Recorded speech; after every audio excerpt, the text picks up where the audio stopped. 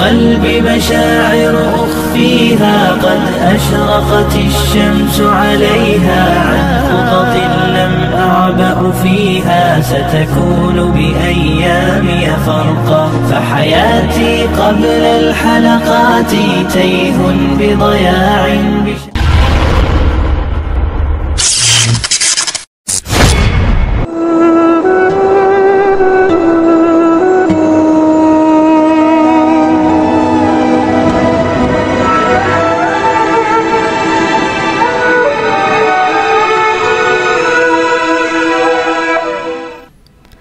Assalamualaikum warahmatullahi wabarakatuh. Satu-satunya manusia yang dapat mengetahui hal-hal atau peristiwa masa depan ialah Nabi Muhammad SAW. Ucapan dan prediksi beliau terhadap sesuatu selalu benar. Salah satunya adalah perkataan beliau tentang perjalanan hidup seorang sahabat mulia yang menjadi kenyataan.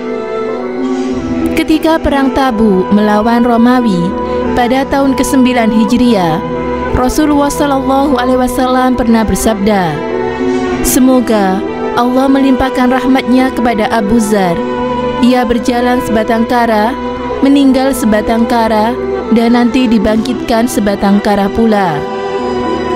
Apa yang diucapkan oleh Nabi Muhammad SAW benar-benar terjadi.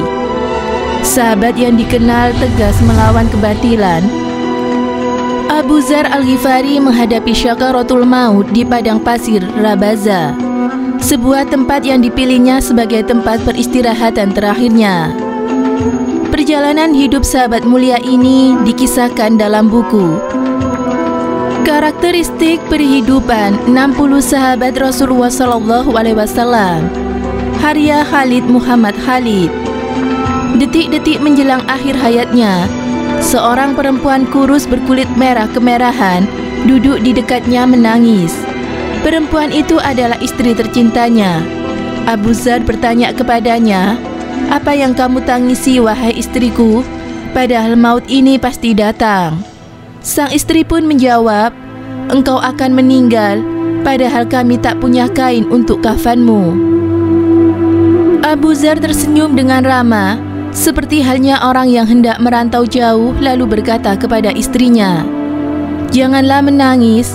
Pada suatu hari, ketika aku berada di sisi Rasulullah SAW bersama beberapa orang sahabat, aku dengar beliau bersabda, 'Pastilah ada salah seorang di antara kalian yang akan meninggal di padang pasir liar, yang akan disaksikan oleh serombongan orang-orang yang beriman.' Semua yang ada di majelis Rasulullah itu telah meninggal di kampung dan di hadapan jamaah kaum muslimin. Tak ada lagi yang masih hidup di antara mereka kecuali aku. Nah, inilah aku sekarang menghadapi maut di padang pasir. Maka perhatikanlah olehmu jalan. Siapa tahu kalau rombongan orang-orang beriman itu sudah datang.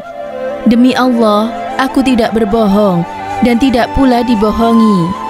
Setelah itu, roh sahabat mulia itu pun kembali ke hadirat Allah Subhanahu wa Ta'ala.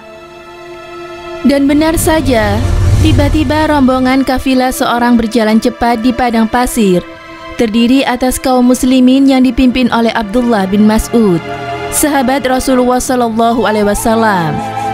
Dan sebelum sampai ke tempat tujuan, Ibnu Mas'ud telah melihat sesosok tubuh yang terbujur seperti mayat. Sedang di sisinya ada seorang wanita tua dan seorang anak, keduanya menangis. Dibelokkannya kekang kendaraan itu ke tempat tersebut, diikuti dari belakang oleh anggota rombongannya. Pandangannya jatuh ke sosok jasad itu. Tampak olehnya wajah sahabat mulia, saudara yang membela mati-matian agama Allah Subhanahu wa Ta'ala, yakni Abu Dzar Al-Ghifari. Air mata Ibnu Mas'ud pun mengucur deras. Di hadapan jasad yang suci itu ia berkata, "Benarlah ucapan Rasulullah SAW. Anda berjalan sebatang kara, mati sebatang kara, dan dibangkitkan nanti sebatang kara." Ibnu Mas'ud kemudian duduk lalu diceritakan kepada para sahabatnya maksud dari pujian yang diucapkan itu. Nabi pernah bersabda tentang Abu Dzar saat perang Tabuk melawan Romawi pada tahun ke-9 Hijriah. Semoga Allah melimpahkan rahmat kepada Abu Dzar. Ia berjalan sebatang kara, meninggal sebatang kara, dan dibangkitkan nanti sebatang kara. Setelah berlalu masa 20 tahun atau lebih dari hari yang kita sebutkan tadi, Abu Dzar wafat di padang pasir Rabaza sebatang kara. Setelah sebatang kara pula ia menempuh hidup yang luar biasa yang tak seorang pun dapat menyamainya. Dalam lembaran sejarah, Abu Dzar muncul sebatang kara, yakni orang satu-satunya yang paling zuhud, tegas melawan kebatilan. Kemudian di sisi Allah kelak ia akan dibangkitkan sebagai tokoh satu-satunya pula. Jasa-jasanya terhadap agama Allah tidak ada yang menyamainya. Allah Subhanahu wa Ta'ala memuliakan beliau berkat perjuangan dan kegigihan membela agama Allah dan Rasul-Nya. Abu Dzar Al-Ghifari radhiyallahu anhu bernama asli Zuddud bin Zanada. Beliau adalah seorang yang tajam pengamatannya tentang kebenaran. Menurut riwayat, ia termasuk salah seorang yang menentang pemujaan berhala di zaman jahiliyah dan sahabat yang sangat zuhud. Beliau adalah sahabat yang paling radikal dalam menegakkan risalah Islam. Radikal dalam hal ini bukan bermakna negatif, beliau paling revolusioner. Sikapnya tegas dalam melawan kebatilan. Atas sikapnya itu, beliau pun menerima resiko berat. Luka akibat dipukuli, berbagai intimidasi hingga pingsan kerap dialami dan tak sedikit pun menyurutkan dalam menegakkan kebenaran Islam di hadapan kaum musyrik Mekah. Bahkan terdapat sahabat yang dianggap melenceng dari kebenaran. Beliau menasehati tanpa pandang bulu. Ia juga yang membuat Rasulullah SAW kagum dan takjub hingga menyampaikan ucapan istimewa kepadanya. Tak akan pernah lagi dijumpai di bawah langit ini orang yang lebih benar ucapannya dari Abu Dzar. Zuhudnya Abu Dzar Al-Ghifari. Pada suatu hari, Abu Dzar ditawarkan sebuah jabatan sebagai amir di Irak. Beliau berkata, "Demi Allah, tuan-tuan tak akan dapat memancingku dengan dunia untuk selama-lamanya." Pada kesempatan lain, seorang sahabat melihatnya memakai jubah usang. "Bukankah Anda masih punya baju yang lain? Beberapa hari yang lewat, saya lihat Anda punya 2 helai baju baru." Jawaban Abu Dzar, "Wahai putra saudaraku, kedua baju itu telah kuberikan kepada orang yang lebih membutuhkannya daripada aku." Kata sahabat itu pula, "Demi Allah, Anda juga membutuhkannya." Lalu Abu Dzar berkata, "Ampunilah ya Allah, kamu terlalu membesarkan dunia. Tidakkah kamu lihat burda yang saya pakai ini? Saya sudah punya satu lagi untuk sholat Jumat. Saya punya seekor kambing untuk diperah susunya dan seekor keledai untuk ditunggangi. Nikmat apa lagi yang lebih besar dari yang kita miliki ini?" Pada suatu hari ia duduk menyampaikan sebuah hadis. Katanya, "Aku diberi wasiat oleh junjunganku Nabi Muhammad SAW dengan 7 perkara. 1. Disuruhnya agar aku menyantuni orang-orang miskin dan mendekatkan diri kepada mereka. 2. Disuruhnya aku melihat kepada orang yang di bawahku dan bukan kepada orang yang di atasku. 3. Disuruhnya aku agar tidak meminta sesuatu kepada orang lain. 4.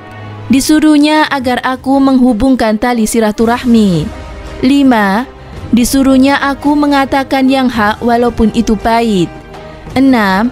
Disuruhnya aku agar dapat menjalankan agama Allah, tidak takut celaan orang. Dan yang ke-7, disuruhnya agar memperbanyak menyebut La haula wa la quwwata illa billah." Sungguh, Abu Dzar hidup menjalani wasiat Nabi itu. Perjalanan hidupnya sesuai dengan wasiat itu, hingga ia pun menjadi hati nurani masyarakat dari umat dan bangsanya. Berkata Imam Ali radhiyallahu anhu, Tak seorang pun tinggal sekarang ini dan tidak memperdulikan celaan orang dalam menegakkan agama Allah kecuali Abu Dzar. Hidupnya dibaktikan untuk menentang penyalahgunaan kekuasaan dan penumpukan harta, untuk menjatuhkan yang salah dan menegakkan yang benar, mengambil ahli tanggung jawab untuk menyampaikan nasihat dan peringatan. Subhanallah. Demikianlah perjalanan hidup dan akhir hayat seorang sahabat mulia yang dikagumi oleh Rasulullah SAW. Semoga kita dapat mengambil iktibar dari beliau. Amin. Semoga bermanfaat. Wallahu a'lam bishawab.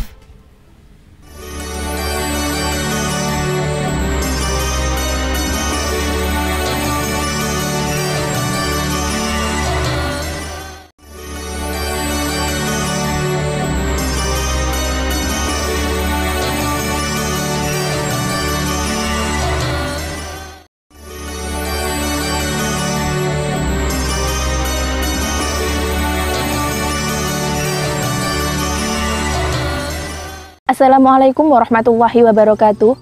Ketika Rasulullah SAW berdakwah di kota Mekah, Abu Dzar penasaran dan menyuruh saudaranya untuk pergi ke kota Mekah mencari tahu kebenarannya apa ada seseorang yang mengaku sebagai nabi.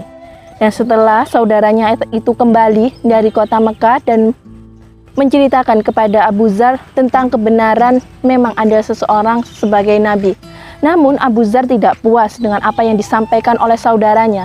Akhirnya Abu Dzar datang sendiri ke kota Mekah. Di sana dia dijamu oleh Ali bin Abi Thalib dan dia menemui Rasulullah SAW. Ketika menemui Rasulullah SAW di hadapan Rasulullah, dia mengaku keislamannya, dia menyatakan keimanannya. Lalu Abu Dzar juga termasuk dalam salah satu golongan orang yang pertama masuk Islam. Dia dari suku Ghifar. Setelah dia masuk Islam, dia berhasil mengislamkan semua suku-sukunya, yakni suku Ghifar. Setelah itu, Abu Dzar wafat di tengah gurun.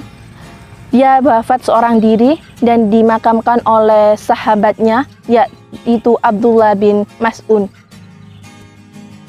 Dan itu benar seperti yang dikatakan Rasulullah SAW, bahwa nanti Abu Dzar akan datang sendiri kepadaku, lalu dia nanti akan wafat seorang diri, bahkan ketika dia dibangkitkan dari alam kubur pun dia juga seorang diri. Sekian yang dapat saya sampaikan, kurang lebihnya saya mohon maaf. Wassalamualaikum warahmatullahi wabarakatuh.